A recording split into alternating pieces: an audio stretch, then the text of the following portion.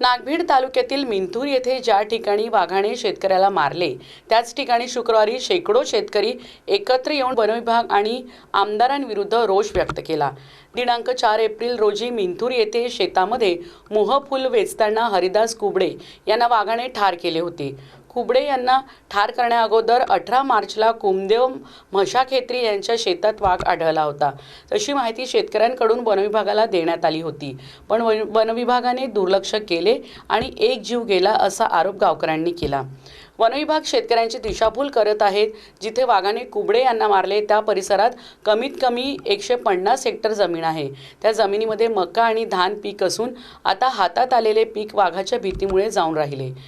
पिकांना पाणी देण्यासाठी शेतकरी जाऊ शकत नाही, कारण या परिसरात वाघ, वाघीण आणि पिल्ले असे एकूण 5 वाघ असल्याचे सांगितले जाते आणि नेहमी ते शेतामध्येच असतात।